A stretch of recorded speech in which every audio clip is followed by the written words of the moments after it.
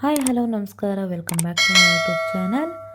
ಇವತ್ತಿನ ರೆಸಿಪಿ ಬೆಂಡೆಕಾಯಿ ಸಾಂಬಾರು ಯಾವ ರೀತಿ ಮಾಡಬೇಕು ಏನು ಅಂತ ನೋಡ್ಕೊಂಬರೋಣ.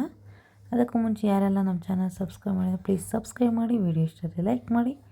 ಮೊದಲಿಗೆ ನಾನು ಬೆಂಡೆಕಾಯಿ ತೊಗೊಂಡಿದ್ದೀನಿ, ಅದಕ್ಕೆ ಸ್ವಲ್ಪ ಎಣ್ಣೆ ಹಾಕ್ಕೊಂಡು ಚೆನ್ನಾಗಿ ಫ್ರೈ ಮಾಡಿದ್ದೀನಿ.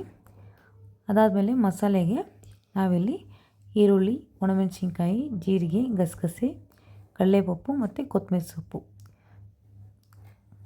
ಕಡಲೆಪಪ್ಪು ಬಿಟ್ಟು ಈರುಳ್ಳಿ, ಜೀರಿಗೆ, ಕೊತ್ತಂಬರಿ ಸೊಪ್ಪು, ಒಣಮೆಣಸಿನ್ಕಾಯಿ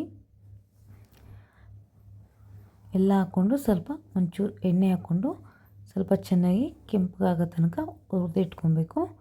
ಅದಾದಮೇಲೆ ನಾನಿಲ್ಲಿ ಒಂದು ಮಿಕ್ಸಿ ಜಾಡಿಗೆ ಕಡಲೆಪಪ್ಪು ಮತ್ತು ಹುರಿದಿಟ್ಟಿರೋದನ್ನು ಎಲ್ಲವನ್ನು ಸೇರಿಸಿ ಸ್ವಲ್ಪ 1 ಸ್ಪೂನ್ ಆಗೋಷ್ಟು ಧನಿಯಾ ಪುಡಿ ಮತ್ತು ಹುರಿದಿಟ್ಟಿರೋದನ್ನು ಕೂಡ ಸೇರಿಸಿ ಸ್ವಲ್ಪ ನೀರು ಹಾಕಿ ತರಿಯಾಗಿ ರುಬ್ಕೊಂಡಿದ್ದೀನಿ.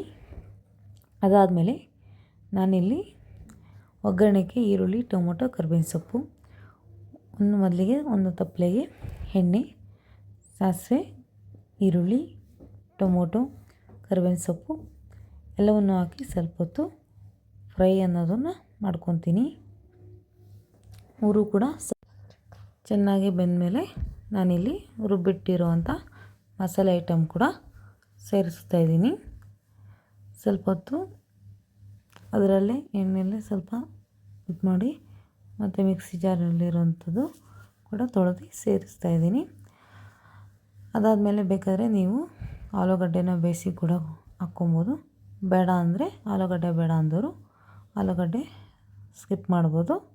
ನಾನಿಲ್ಲಿ ಬೆಂಡೆಕಾಯಿ ಹಾಕಿ ಮತ್ತು ಆಲೂಗಡ್ಡೆ ಹಾಕಿ ಇವಾಗ ಎಷ್ಟು ಬೇಕು ನೀರು ಅಷ್ಟನ್ನು ಹಾಕ್ಕೊಂಡು ರುಚಿಗೆ ತಕ್ಕಷ್ಟು ಉಪ್ಪನ್ನು ಸೇರಿಸಿ ಇವಾಗ ಚೆನ್ನಾಗಿ ಕಾಯಲಿಕ್ಕೆ ಬಿಟ್ಟರೆ ಬೆಂಡೆಕಾಯಿ ಸಾಂಬಾರು ರೆಡಿಯಾಗುತ್ತೆ.